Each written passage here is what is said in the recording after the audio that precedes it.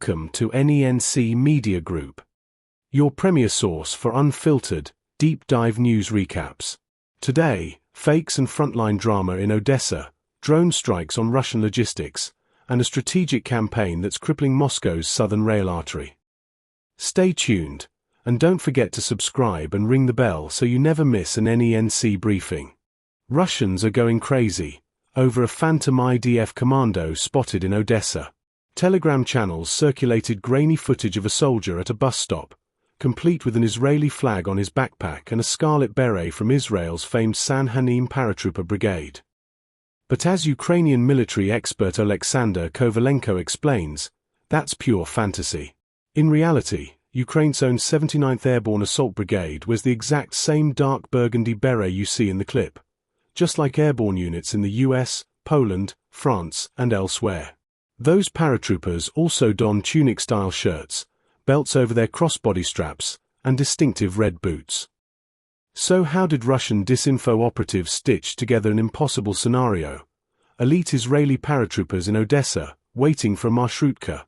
Kovalenko scoffs at their ignorance. They apparently still believe Ukrainian troops sport blue UN-style berets. This mix and match of insignia reveals more than just sloppy propaganda. It shows strategic intent. By planting Israeli imagery, they aim to inflame Middle Eastern tensions and discredit Ukrainian forces as foreign stooges. Yet frontline evidence and official Ukrainian statements confirm no IDF units are operating in Odessa. Let's look at how Israel's Paratroopers Brigade actually operates. Under the IDF Central Command and 98th Ha'resh Division, candidates endure brutal selection tests twice a year in April and December.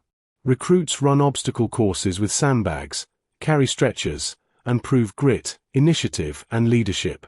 Only the top 5% make the cut. They then train in air assault, counter-terrorism, and urban warfare, far from a casual bus stop cameo in Ukraine.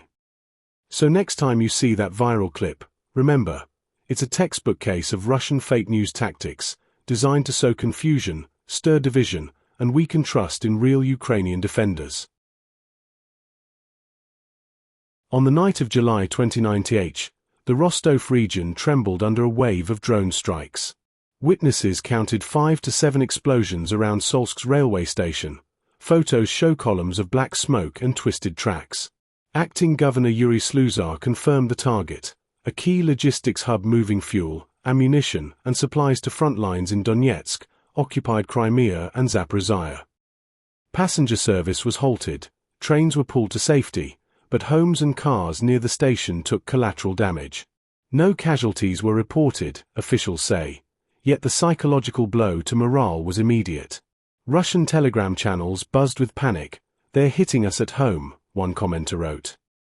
Andrei Kovalenko of the Center for Countering Disinformation put it bluntly, "Without logistics, the Russian army grinds to a halt." This latest strike follows a pattern. On July 25, Ukrainian UAVs hit rail yards in Rostov and Krasnodar, delaying over 20 passenger trains. On July 21, Khmelnytskyi station in Rostov caught fire after drone strike, delaying 26 trains. And on July 19, debris from a downed drone severed power lines between Lykaya and Zamkolovo, snarling more than 130 trains for up to 15 hours. These aren't random acts of sabotage, they're coordinated, strategic blows to Russia's rear area supply chain.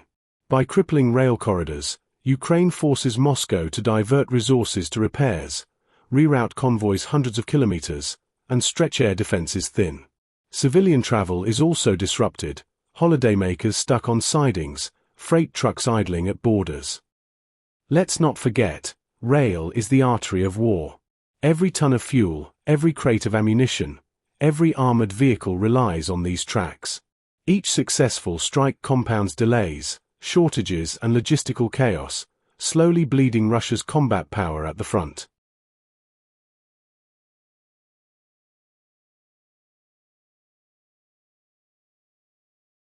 Zooming out to the southern railway corridor, we see a campaign in full swing.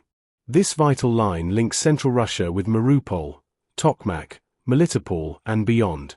Over the past week, Ukrainian forces have repeatedly pounded Zhutovo station in the Oktyabrki district of Volgograd. Satellite images show the administrative building reduced to a blackened skeleton, and the nearby substation severed, plunging the line into darkness. With power knocked out, trains stop dead in their tracks. Ukrainian analysts note that the corridor handles both military and civilian traffic, mixing weapons convoys with buses carrying holidaymakers south. On July 29 alone, drones struck the Volgograd Petrov oil engineering plant and the Kimprom chemical complex, two critical fuel suppliers along the route.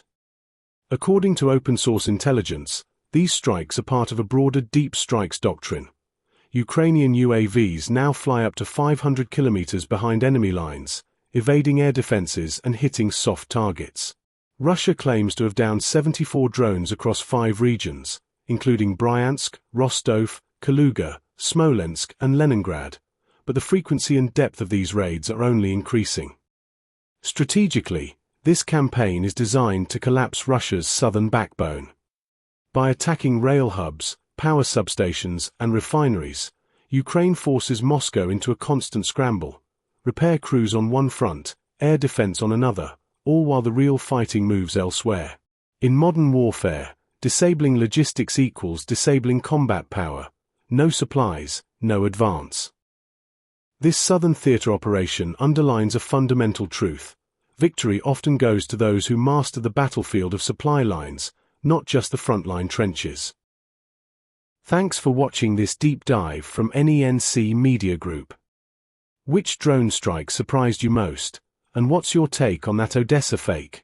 Comment below, and don't forget to subscribe and hit the bell for tomorrow's briefing on politics and geopolitics. Until then, this is NENC, your front row seat to world events.